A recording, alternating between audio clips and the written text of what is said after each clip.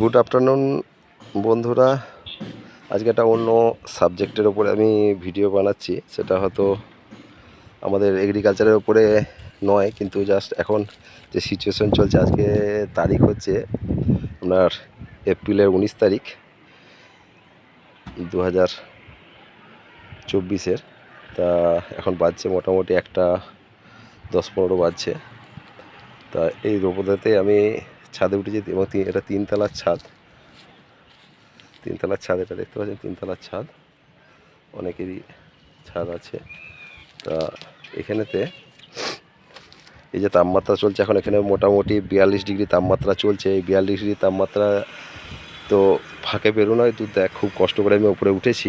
তা দেখুন এখানে এই যে থার্মোকলগুলো আমরা দিয়েছি, থার্মোকলে পা দেওয়া হচ্ছে, কিন্তু পাশেতে যে থার্মোকলগুলো টোটালটাই আমরা এখানে দিয়েছি ছাদের উপর, টোটাল ছাদের উপর দেওয়া আছে। দেখুন এই যে রুমটাতে আমি থাকি সেই রুমের উপরে ছাদেতে দেওয়া আছে।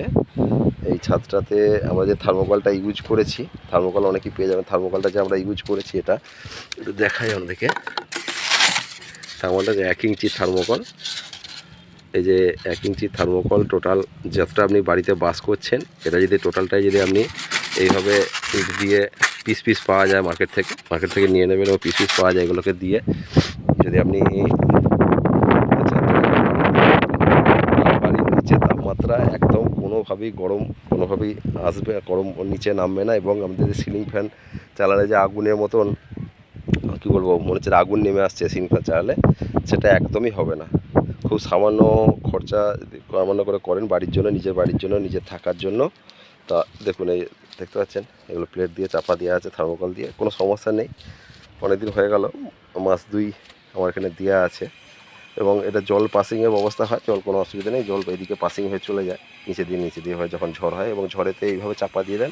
আপনারা ইট দিয়েও চাপা দিতে পারেন, অনেকে কিছু কেমন ইট ছিল বা টালি ভাঙা বা পাথরের টুকরো ছিল, সেগুলো দিয়ে আমরা দিয়েছি।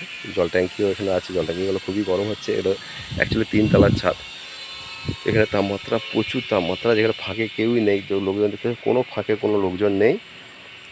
তা এই তাপমাত্রাটা আমরা টোটালটাই কন্ট্রোল করতে পারবো। ভিতর দিকে তাপমাত্রা যদি আমি বলি, হয়তো আপনারা বিশ্বাস করবেন না।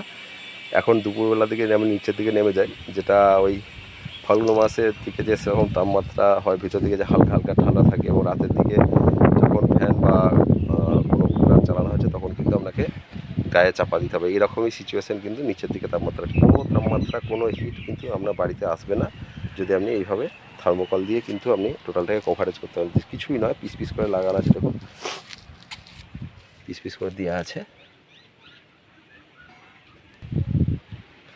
একটা জিনিস লক্ষ্য করবেন, যেটা হচ্ছে হয়তো আপনাদেরকে তো এটা এই ফিলিংসটা তো বোঝানো সম্ভব নয়, যে আমি থার্মোকলের উপরে পা দিয়েছি, কিন্তু এখানে কোনো আমি পা গরম হচ্ছে না, কিন্তু এই যে পাথরটা আছে, পাথরটা পা দেওয়া যাচ্ছে না, মানে এতটাই গরম হয়ে যাচ্ছে। সেরকম মাটি তো তাই, এরকম জায়গায় এই যে এখানে রয়েছে, এই যে এখানে যদি আমি পা দিই, দেখতে পাবেন বাপরে গরম।